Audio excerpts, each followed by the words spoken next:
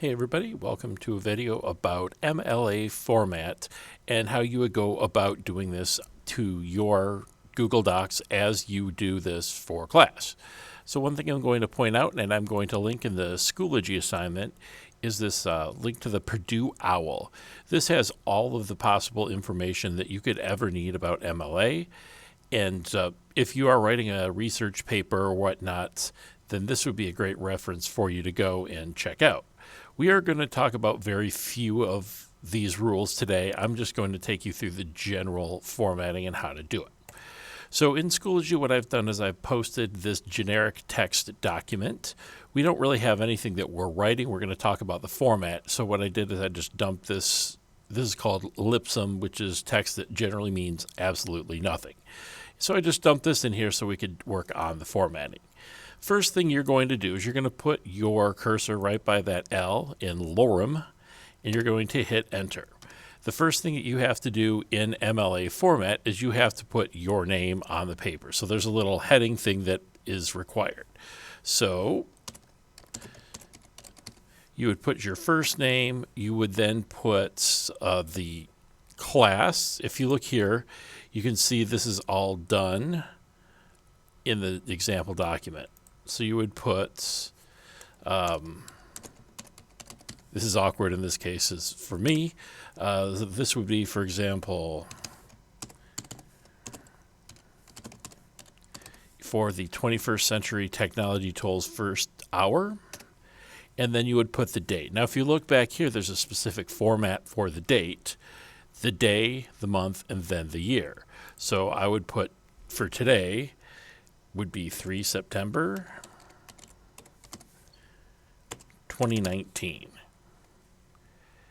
So now if you look also, there's no comma. That is the exact format where things have to be.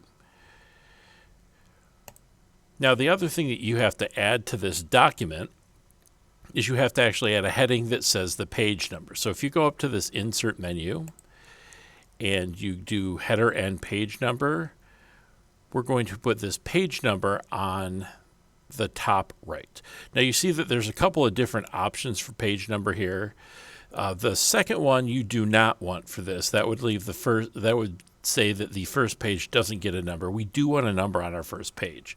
So this top left one is what you would want. And then if you just put your cursor to the left side of that and put your first name, or your last name rather, then you have the actual header that you would need for MLA. Now, one last thing that you would do, if you want a title on your paper, you'll just put your title on the next line. And you notice that it stays with the exact same font as everything else. You don't put it in big bold letters. It just stays the same way. The one difference is that you would need to go and center that on your page. So if you click the center align button, it will actually take it to the center. Now you notice that everything's very tight together. And in the example here, the lines are more spaced out.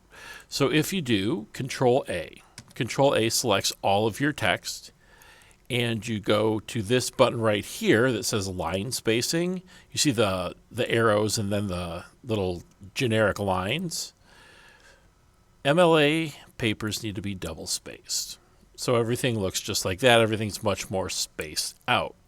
Now the last thing that is required of MLA is at the beginning of each one of these lines, your new paragraphs here rather, you need a tab. So this way it's easier to tell where your paragraphs start. And I believe I had about 5 paragraphs here, and that's my 5th one. And that's what MLA looks like. You'll notice that this one's 2 pages. The header that we put on goes to each one of your pages. And your paper looks just like this. Now, as we write things in this class, I would like you to use MLA format. I know this is a thing that you should be doing in English class as well. So hopefully this shows you exactly what we're looking for. And if not for some reason, please do go over to that Purdue OWL. I always like looking at the sample papers because they demonstrate everything very nicely. But this is the way that your paper should look. And when we write, I would like you to try doing it this way just to make sure that everything is good for when you have to do this in your other classes. So good luck. If you have any questions, please do ask.